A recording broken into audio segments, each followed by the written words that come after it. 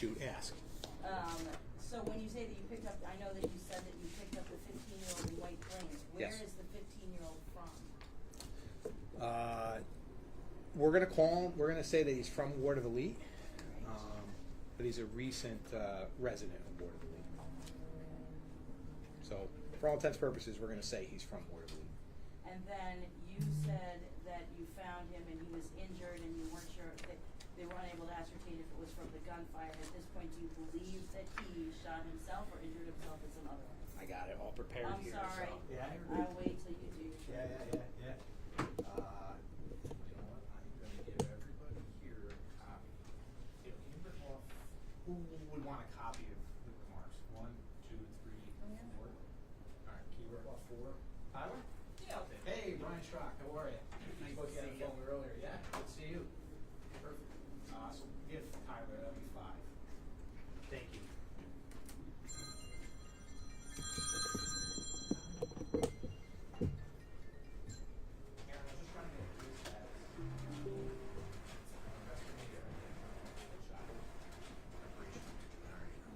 Grab the arrest report. Yes.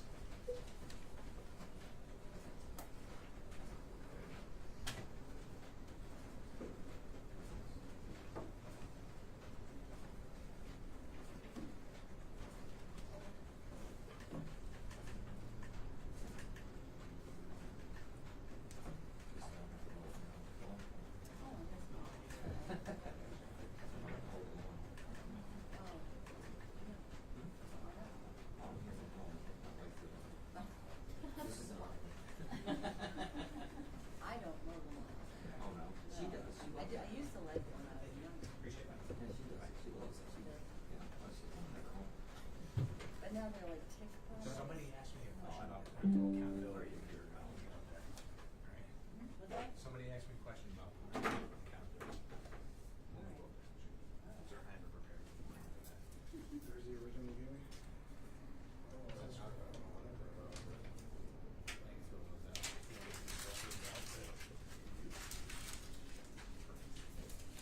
Do you have the patch handy? Because this stuff starts That'd be- for me. P drive? P drive?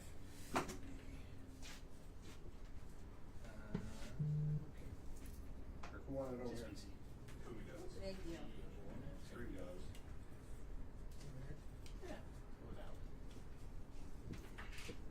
Good. It's not yours, but it'll work. Yes.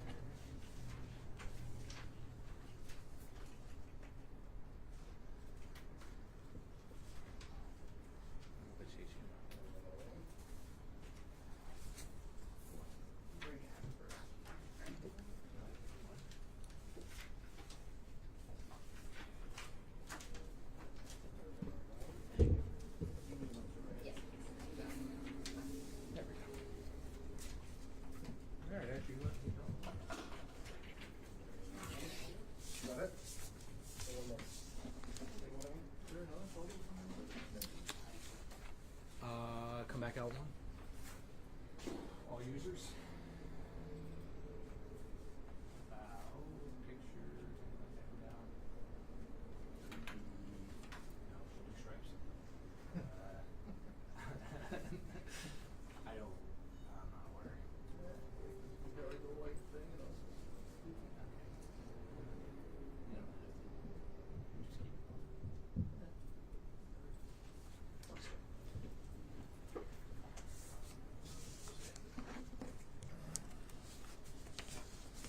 I'm just going to call you up when we're ready, Eric, to have you run the film. Oh, it's going. They already have it up? Yes. Okay. Oh. You're talking about? Yeah, when we get ready to run that.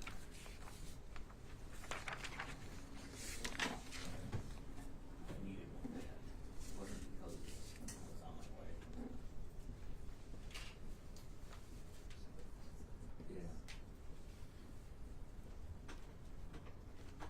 Should probably put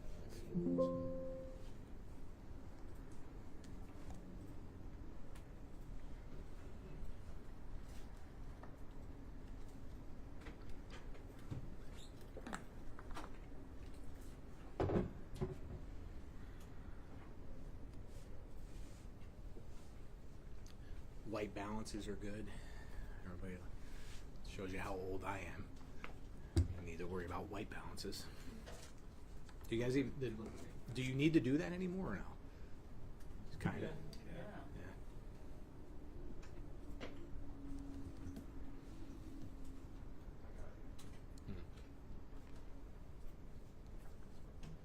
So again, the chief was not available today. He's out of town, so he's asked me to step in, please. So,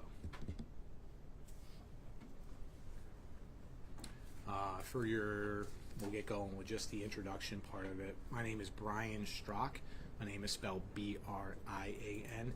My last name is spelled S-T-R-O-C-K, and I am a lieutenant with the Watervliet Police Department.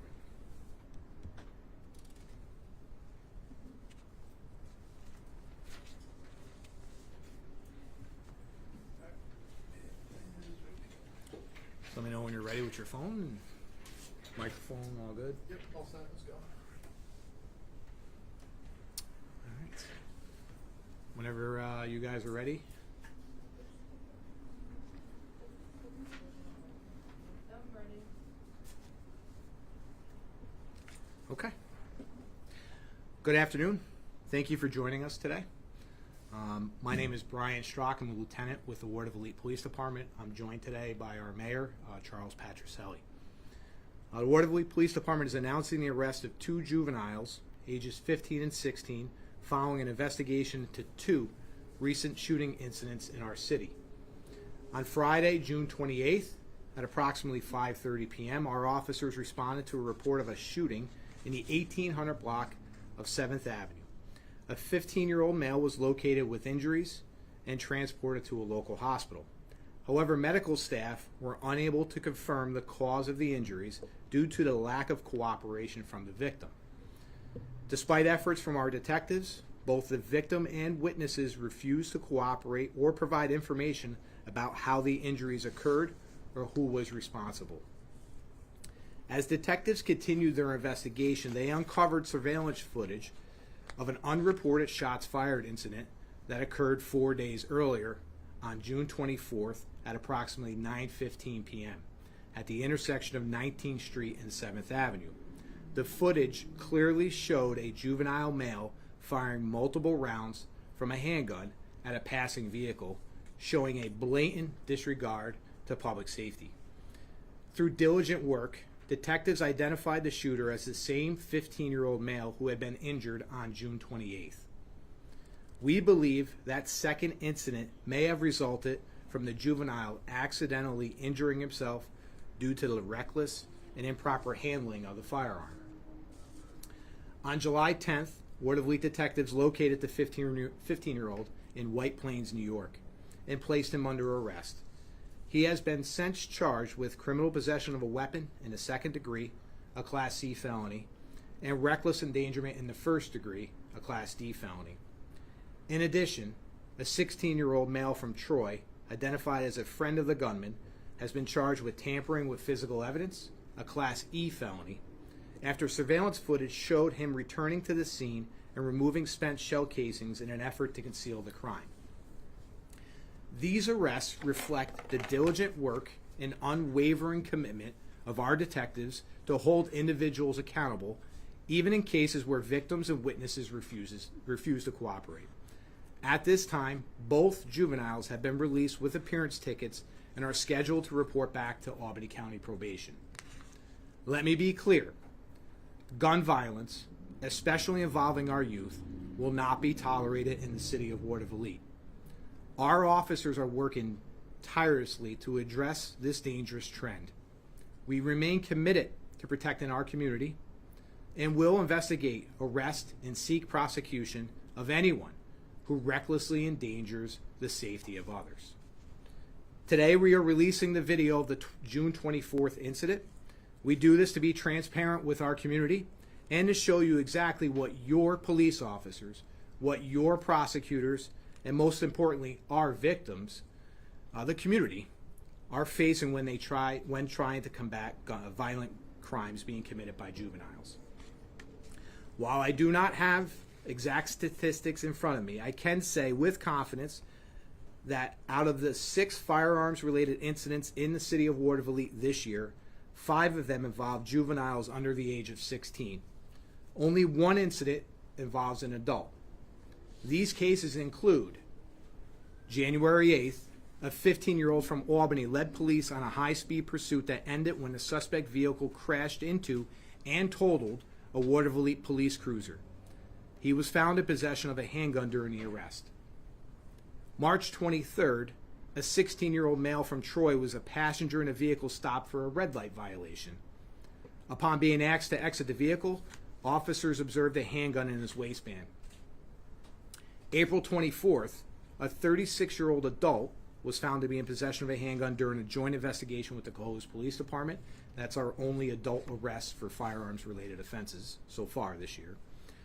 On June 26th, a 13-year-old Watervliet resident menaced a 45-year-old with a flare gun. When confronted by officers, the juvenile fled and attempted to discard the flare gun in a trash can. On June 24th, a previously discovered case involving a 15-year-old male who fired multiple rounds at a moving vehicle. And the 6th incident was on June 28th, which is the 15-year-old male believed to have accidentally shot himself while in possession of an illegal firearm. This is a deeply troubling trend. These children, 13, 15, 16 years old, are carrying and using firearms, often with no understanding of the deadly consequences. These are not isolated events. They reflect a growing issue that we as a community must address together. The Watervliet Police Department remains committed to proactively policing, partnership with our community, and transparency. We are urging parents, school, community leaders, and all those with influence over our youth to take this seriously. We need your help to intervene early and prevent more violence from occurring. Thank you. And at this time, I will take some questions you may have. I walked around the streets where this happened. I talked to all the business owners. Now, they wanted to go on camera, but they did, talking about concerns with the safety, and then also when it comes to instances like this, just parental and police involvement in trying to hold minors accountable. I know there's one business, the vape shop, where they have the door locked, they ring the doorbell, and they let you know stealing and stuff like that. So what do you say to these businesses or citing parental or just oversight that it's just missing lacking? Yeah, I'm glad you brought up parental accountability, and I do want to discuss parental accountability. Listen, we cannot ignore the roles that parents and guardians play in our children's lives, and in some cases they fail to play a role in these juveniles' lives. When 13, 15, and 16-year-old kids are out there carrying loaded firearms, when they're engaging in violence, when they're fleeing from police, they raise a serious question about the supervision that parents are providing, and the influence that they're providing, and the responsibilities at home. While we understand that in some families definitely face incredible and difficult circumstances, we also know that accountability begins at home. The Watervliet Police Department is actively exploring ways to work with our prosecutors, with the Albany County District Attorney's Office, and with the Albany County Attorney's Office to identify when there is parental neglect, which contributes towards the juvenile's delinquency. We're going to hold parents accountable for that. And we have successfully charged adult parents with their child becoming a juvenile delinquent in the city of Watervliet as recent as, I believe, last month. So that we have begun doing that here in Watervliet. Listen, parents must stay engaged. They must know where their children are, who they're with, what they're doing. Your police officers can't do this alone. Public safety is just shared responsibility, and it includes the home. Why do you think these teens are getting these guns? So the question is, where do I think the teens are getting these guns? We have the ability to track firearms through the ATF once we become in possession of firearms. We have tracked guns, throughout the years. Just from our experience, a lot of the weapons are either reported stolen or they're coming up out of the South. And by the South, I'm meaning southern states, states like the Carolinas, Virginia, Maryland, things like that. But that's where we do see a lot of them. I do know that the flare guns are coming right off the shelves from businesses here. You know, it's funny because I was discussing, well, it's not funny, but I was discussing this with our chief of police earlier this morning, and he brought up a great fact that, you know, you can go to Walmart and you have certain products that are locked up, like soaps and detergents and hairspray and shampoo, you know, but you can easily go and purchase a flare gun from other businesses without them being locked up. I have two questions, and the first Shoot. one is with regard to this 15-year-old in particular, will his parents be charged? So with regard, so the question is, will the 15-year-old's parents be charged? So our investigation has determined that the guardian in this situation was cooperative with police officers, and at this time, our investigators are declining to pursue charges in this situation. And my next question is with regard to the same circumstance. Obviously, you had a 13-year-old, a 16-year-old, and a 15-year-old with guns. The 13 and 16-year-olds didn't fortunately shoot at anybody. The 15-year-old was charged with 2 felonies, and he's now been released with an appearance ticket. Do you think that is the correct decision, and should that make the people of Watervliet feel safe, knowing that there's somebody out there charged with felonies who's back at home? So it's the question is, do I believe that it was the right decision to release the 15-year-old? And so I will say this: it's a common frustration amongst police officers, you know, about the arrest status of people that we believe should be placed in either secure detention or in jail. You know, my job as a police leader has been and continues to be to try to keep our police officers motivated. You know, when incidents like this happen, you know, it does somewhat demoralize our police officers to see a violent act like this, and to have juveniles be released right back onto the streets immediately after. However, I will say that our job as police officers is to enforce the laws. It is not our job as police officers to prosecute and to make those determinations. So ultimately, the determination is made by the prosecutor's office on whether or not to seek to have juveniles placed into custody, and then also the judicial system, the judges. But how reckless do you think that conduct was when he opened fire on 19th Street? You're gonna have an opportunity to view that video, and you'll be able to draw your own conclusion based on that. Do you think that warranted an appearance ticket? I draw back to our job is to arrest the individuals and hold them accountable. As far as what the law says, it's really up to the prosecutor's office and a judge to determine whether or not they should be remanded or placed in secure detention. Was this the Albany County District Attorney's decision? This case was the Albany County Attorney's Office, so not the District Attorney's. This is Albany County Attorney's Office. They have prosecutorial jurisdiction in this matter, not the DA's office. Jeffrey? Has your officers pushed to have the district attorney's office hold the individuals in a detention facility, even though a lot of the detention facilities locally are full, when the ones out west have vacancies and they can be held in Buffalo, Rochester, and placed into the system out and be under the control of the system, be brought back to the court dates? Is there a way that you can push for that to start to occur and take these individuals that are doing the reckless harm to these communities off the street? So I believe the question is, are you pushing to have these individuals with the district attorney's Yes. office to be held out of the capital region into the western portions of the state or the central portion of the states where there are vacancies in these detention facilities, because the Albany County detention facility for youth is full? Yeah, so the facilities locally in the Capital District Youth Detention Facility, they fluctuate with capacity levels. My understanding from speaking with Albany County officials is that they always reserve at least a bed or two for Albany County agencies.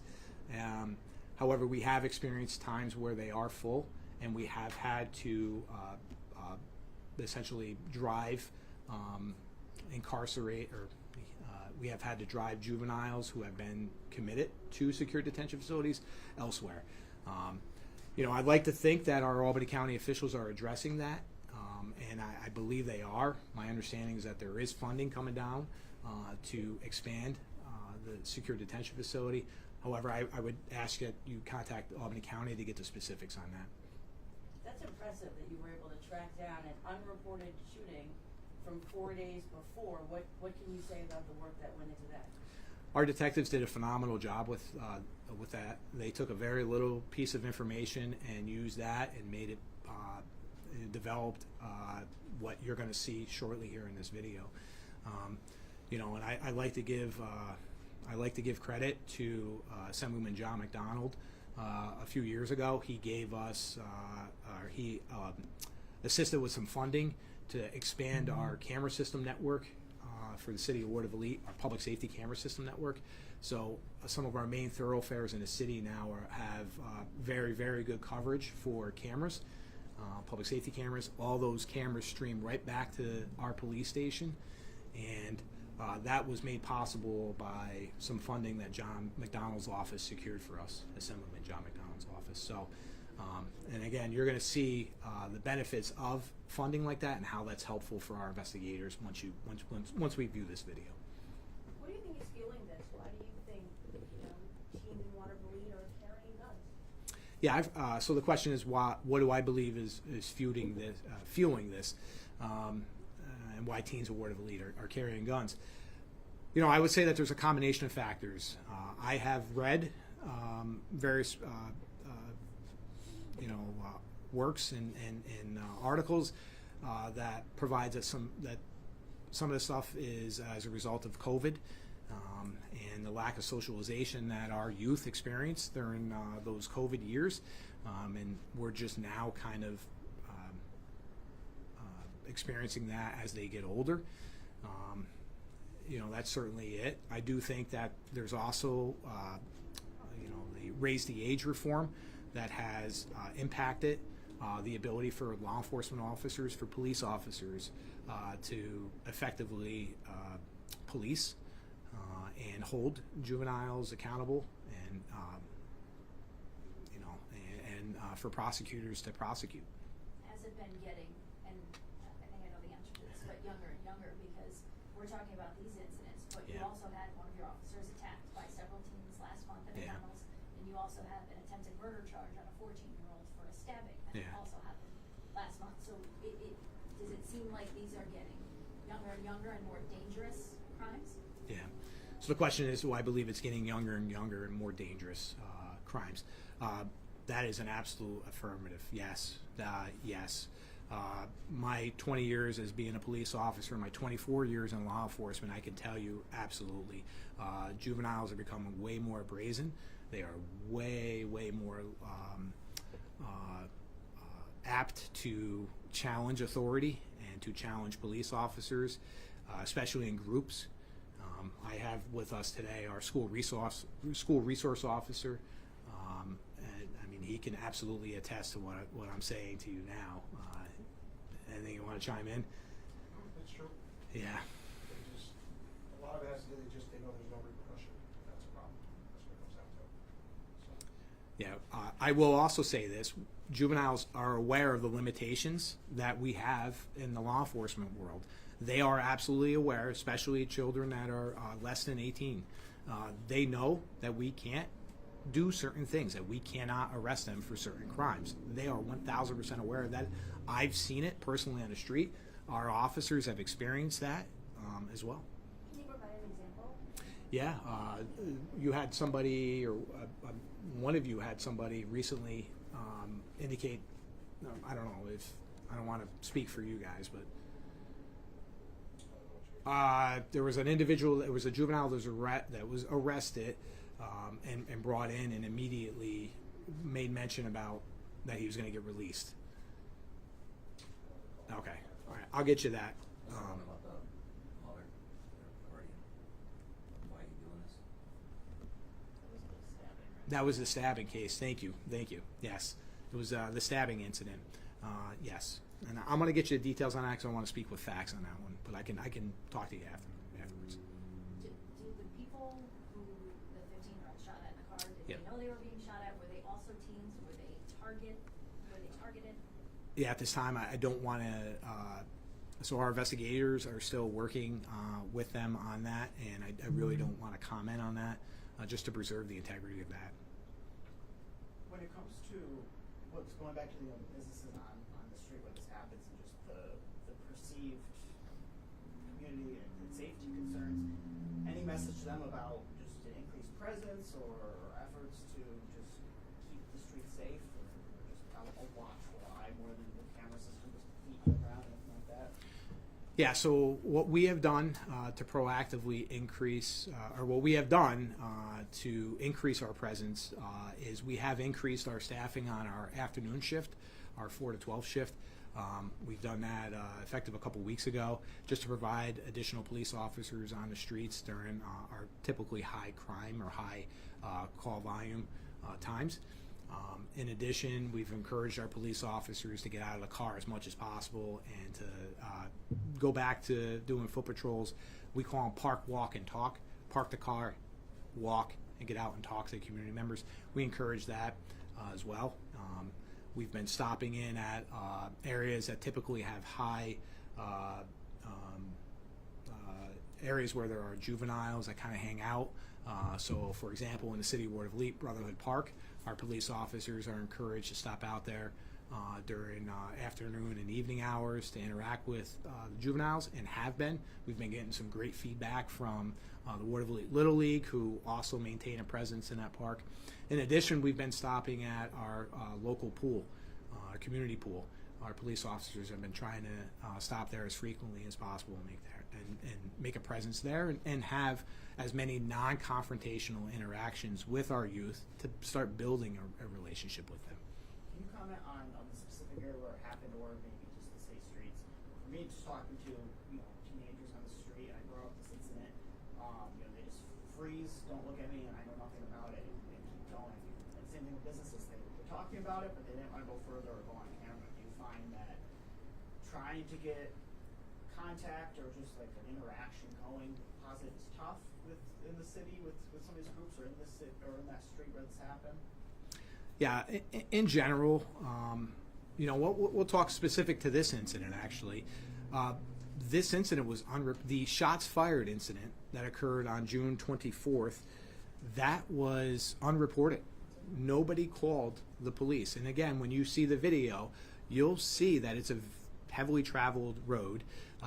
There are numerous businesses and residences that are right there. There are cars on the street driving by. And that the Watervliet police never received a phone call in regards to that. There's a problem there. That's an issue, right? There's also, the issue that we have this juvenile and witnesses that were with him at the time that were uncooperative with police when we were investigating this. They would not tell us what happened. So I would say that, again, in my experience, it's not unusual for people that are doing criminal acts to not cooperate with the police or to lie to us. But it is a little unusual, especially for the city of Watervliet, for a shots fired incident to go unreported. I don't recall that happening in recent memory. Jeff? With the most recent incidents here, a majority of these seem to be from either across the river, down the road, in other cities. Do you think this is more of a transient into your city and you're getting caught in the crossfires? Yeah, so the question is a lot of these crimes transient, just because we're in the middle of Albany and Troy. So the answer to that is yes, I believe that there is definitely some transient juveniles specifically that are just kind of flowing through and just get caught in our dragnet here in Watervliet. Yes, and I mean there's evidence of that when we review our firearms arrests You know, we see juveniles from Albany and Troy that are being arrested in Watervliet with handguns. However, we do have Watervliet juveniles that are possessing handguns and that are possessing flare guns. So it's a combination. Follow up to that too is if with the issue of the traveling through your city here, could more traffic stops and a higher level of traffic control bring down catch a lot of these gun crimes before they're happening, in these individuals with their guns coming into your city? Do you think that would probably play into a tool for the police department to use? Yeah, so the question is, what proactive measures do you recommend, or do you think the police can do? So certainly a higher visibility, right? Doing more traffic stops, doing more just being out there in the streets is going to help, right? It should deter people from doing illegal acts in the city or committing illegal acts in the city. Absolutely. But again, I kind of go back. I'll bridge this to what I originally said. We can't do this alone. Currently, if you look at our DOT message boards we have in the city right now, it's flashing messages that if you see something, say something. If there's suspicious activity, call us. We want to know about that. Our message boards are flashing at 19th and 2nd right now, that message, and they're flashing on 3rd Avenue and 8th Street with that message, right? We need the community's help. We can't do this alone. There's only a handful of police officers on duty at a time, and there's 10,000 residents in the city. We need everyone's help. Let's say, concerned parent concerned about their child possibly engaging in risky behavior, comes to the police and express their concerns. What actions do you take then to maybe help the child? Yeah. So what actions can be taken if a parent comes forward and says, hey, I believe my child is becoming a juvenile delinquent? So there's plenty of programs that Albany County offers that we can help refer them to. Our school resource officer would be a great, I mean, it's in his title. He's a resource officer. He's a great resource for parents to utilize. Not only does our SRO have connections with Albany County, but our police officers have connections as well. So there are programs that we can refer parents to, mostly with the Albany County Probation Office, and that's exactly what we would do.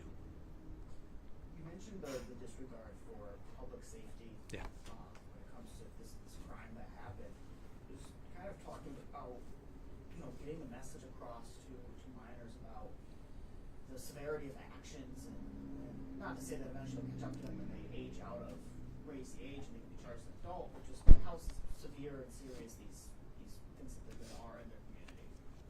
Well, it's hard for me to sit here and talk about how severe, it's hard for me to talk about how, juveniles can be held accountable when they aren't being held accountable, right? It's hard for me to say, hey, if you go and shoot a gun, you're going to get in trouble, when we have an instance of a juvenile shooting a gun and he's, for all intents and purposes, not in trouble. He's out there in the community still. So, I think that's the frustrating cycle that we're in right now that our communities are experiencing, and specifically here in Watervliet. It's a cycle where police officers are doing their jobs, prosecutors are trying to do their jobs, judges are trying to do their jobs, but there's a disconnect somewhere. You mentioned that the 15-year-old is potentially new-ish to Watervliet. Yes. Had the Watervliet Police Department had any contact with him for anything before this, prior to, or the place where he lived previously? Is there any sort of record of him? So with Raise the Age, there are restrictions about what we can utilize or what we can review for prior criminal acts that a juvenile has committed. So unfortunately, we are unaware, and we don't have the ability to see if this person has committed prior criminal acts. I know. So you can't reach out to another police department and say, has this young man ever been on your radar? If we knew, if we knew that police department had interactions with them, I'm sure we can call them and get that information. However, there's dozens of police agencies here in the capital region. What agency do I start with? to get that information from. So that's another restriction with raise the age. What can we use to bring in for prior history, to establish prior history on a juvenile offender or juvenile delinquent or youthful offender? I want to give the mayor an opportunity to talk if he'd like, or not. I don't want to put you on the spot, but I know you're here in support. Yeah, I am here to support, the police department, and also to say that I'm with them and with all the residents myself. It's very discouraging, to see this happening in Watervliet. This is something that it's incomprehensible to really think about these 13 or 15-year-olds doing this kind of behavior, acting this kind of behavior. And it's just, growing up, this was you go out, you have a little battle with somebody, and you go back and you play basketball, and that was all there was to it. There was never an indication that you would have a knife or a gun, to whether you can bring it in now. I'm back in the police department. We've supported the police department with all the kind of the surveillance, the equipment that they need, and anything else we can support them with. But we can't do anything about making them respect the law. It's just lost that kind of ability, and I'm full. I'd say I'm very concerned. It's not my feeling that raising the age is right. It's the bail reform and everything else like this. I don't think anything like that has been working. It's obvious it's not been working, and I think it needs to be changed. That's my position. So what we're going to show you now, this is the intersection of 19th Street and 7th Avenue in Watervliet.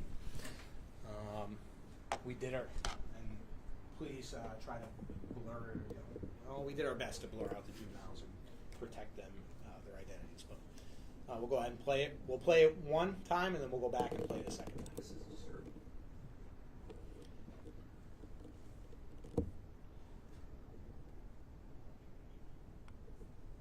Again, there's no audio here.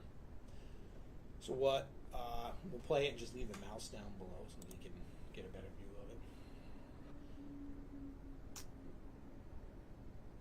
Investigations revealed that he's firing at a vehicle that had just drove by. Again, to preserve the case, we did not want to show you the video driving by, nor identify the occupants of that video. For all intents and purposes, they are victims of this. You want to play it again? Yeah. So this is a 15-year-old male in possession of a firearm. We believe that the firearm is a possession of a firearm. We don't have video. We are not showing you video of the 16-year-old male that's going back and collecting shell casings after the fact. We felt this video would be more appropriate to show. Was anybody injured? At this time, investigations revealed that no one has come forward, or we had no reported injuries with this.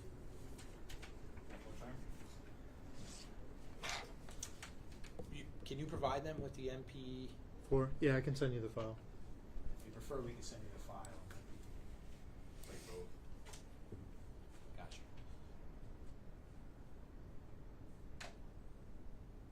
And that store was presumably Oh, open? there was people open. Yep. You look at the vehicles driving by. You can see the residences. That's not This 15-year-old is out on the streets right now with no supervision. Is there do you guys follow them? I know they're raised on a parent's ticket, but is there any type of program that they're required to do, or any type of checking in? So he has yet to go to he'll report to Albany County Probation at some point this week. So he has yet to receive any of those stipulations. Now, Albany County Probation can establish certain stipulations, like daily check-ins, or that he has to maintain arrest-free and all that stuff. But other more restrictive things like GPS ankle monitoring and house arrest, that can only be placed when they see a judge. And for this incident, as of right now, this will not go before a Albany County Family Court judge unless the county attorney's office files a petition or a motion to put this before a family court.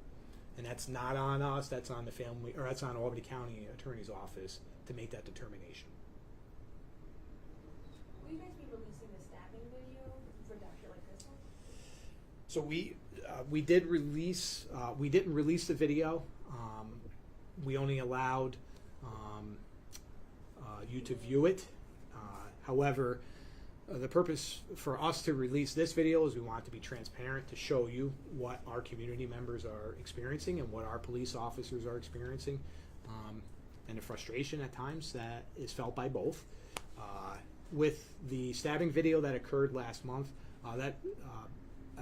the chief of police and I have made a determination not to release that publicly, mostly because there is an identifiable victim in that situation, and we don't want to have that video out there and potentially re-victimize that person. Great, thank you. Anything else? Okay. Thank you for coming. Officer Roy will get this video out to you in a digital format. And if you have any other questions, just follow up with Officer Roy. Thanks. Thank you for coming. Appreciate it. Thank you.